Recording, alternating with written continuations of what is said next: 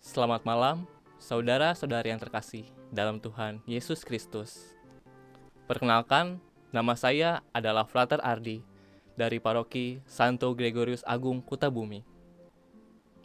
Pada malam hari ini, saya akan membagikan refleksi dan melanjutkan program edisi kedua acara Bacaan Rohani Tor Keuskupan Agung Jakarta. Sebelum memulai kegiatan ini, marilah Bapak, Ibu, dan Saudara-saudari kita mulai dengan doa. Dalam nama Bapa dan Putra dan Roh Kudus. Amin. Allah Bapa yang penuh kasih, kami mengucap syukur kepadamu atas berkat yang telah kau berikan sampai dengan hari ini. Ya Bapa, tolong bukalah telinga dan hati kami dalam merenungkan bacaan rohani pada malam hari ini, agar bermanfaat untuk menumbuhkan iman kami agar semakin dekat dengan Engkau. Demi Yesus Kristus, Tuhan dan pengantara kami. Amin. Dalam nama Bapa dan Putra dan Roh Kudus. Amin. Pada malam ini, saya akan membagikan refleksi dan renungan yang telah saya baca dari buku yang berjudul Duta Damai dan Saksi Pengharapan, Inspirasi Spiritualitas Santo Yohanes Paulus II. Karol Yosef Wojtyla, atau biasa yang kita kenal sebagai Santo Yohanes Paulus II, lahir pada 18 Mei 1920 di Wadowice, Polandia Selatan. Ayahnya yang juga bernama Karol Wojtyla adalah seorang ofisir tentara Kekaisaran Habsburg Austria, dan ibunya bernama Emilia Kosworska, seorang keturunan Lituania. Ibunya meninggal pada 13 April 1929 ketika ia berusia 8 tahun. Kakak perempuan dari Karol Yosef Wojtyla yang bernama Olga meninggal pada waktu bayi sebelum kelahiran Karol Yosef Wojtyla. Sejak kecil, ia telah mengalami peristiwa duka yang cukup mendalam dari sisi keluarga. Kemudian, ia menerima sakramen komuni pertama pada saat berusia 8 tahun dan menerima sakramen krisma saat ia berusia 18 tahun.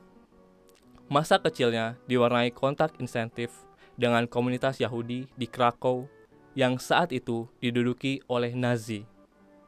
Selain mengalami peristiwa duka dari sisi keluarga, ia juga mengalami tekanan dari lingkungan luar. Akan tetapi, ia memilih untuk tetap berjuang. Setelah menamatkan sekolah menengah atas di Marcin Wadowice pada tahun 1938, ia melanjutkan ke jenjang yang lebih tinggi di Krakow. Pada masa ini, ia adalah seorang yang aktif sebagai olahragawan, pemain sepak bola, penulis drama, dan menguasai bermacam-macam bahasa. Meskipun mengalami berbagai macam tantangan, ia tidak menyerah dan terus mengembangkan dirinya. Di bangku kuliah, akibat pendudukan Nazi, universitas tempat ia menimba ilmu terpaksa harus ditutup pada tahun 1939.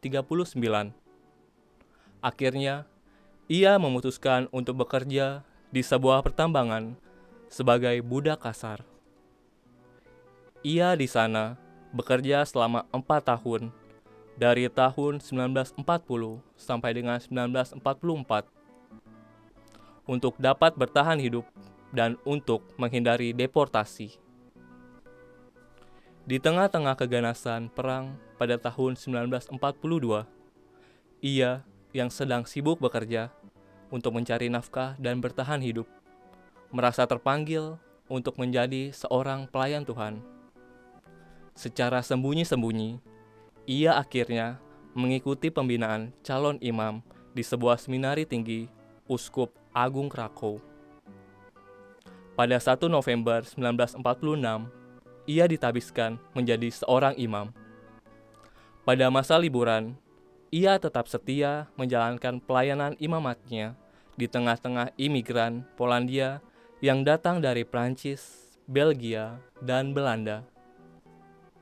Setelah sekian lama belajar di Roma, ia kembali pulang ke Polandia menjadi imam paroki sekaligus belajar kembali di Universitas Lublin.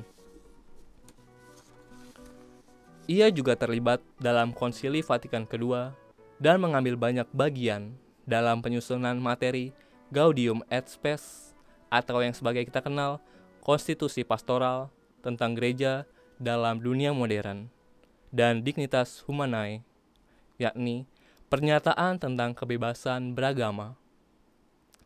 Pada 26 Juni 1967, ia diangkat menjadi kardinal oleh Paus Paulus ke-6. Setelah Paus Paulus ke-6 wafat, ia menghadiri konklav pemilihan paus. Ia memilih Kardinal Albino Luciani sebagai Paus Yohanes Paulus pertama. Setelah Paus Yohanes Paulus pertama wafat, diadakan kembali konklav pada 16 Oktober 1978, tepat pukul 17.15 waktu Roma. Ia dipilih oleh 103 dari 109 kardinal untuk menjadi paus. Ia adalah Paus Gereja Katolik Roma ke-264.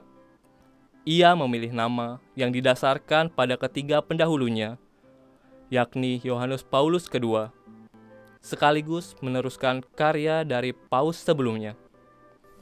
Ia merupakan paus non-Italia dalam jangka waktu 455 tahun.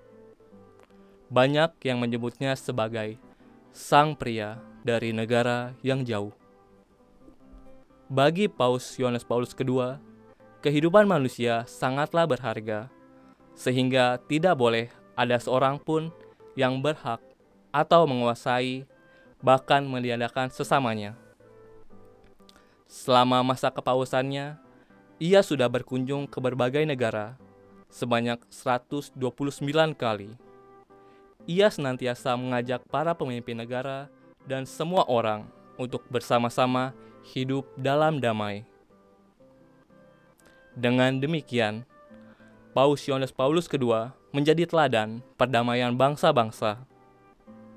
Tongkat estafet ini pun juga dipercayakan kepada seluruh umat Katolik di dunia, termasuk juga kepada kita. Untuk itulah, kita sebagai orang Katolik juga dipanggil dan diutus untuk menyerukan perdamaian bagi dunia dalam hidup sehari-hari lewat tindakan, perkataan, perilaku, dan cara hidup kita masing-masing. Bapak, Ibu, dan saudara-saudara yang terkasih, demikianlah renungan dalam acara bacaan rohani pada malam hari ini. Marilah kita tutup dengan doa. Dalam nama Bapa dan Putra dan Roh Kudus. Amin. Allah Bapa yang baik, kami mengucap syukur kepadamu atas berkat hari ini yang telah kami dengarkan dalam renungan bacaan rohani pada malam hari ini. Ya Bapa, semoga renungan pada malam hari ini menjadi sumber kekuatan iman kami untuk selalu setia pada Yesus Kristus Putra-Mu. Doa ini kami serahkan kepadamu demi Kristus Tuhan dan Juru Selamat kami. Amin. Dalam nama Bapa dan Putra dan Roh Kudus. Amin. Terima kasih. Tuhan memberkati.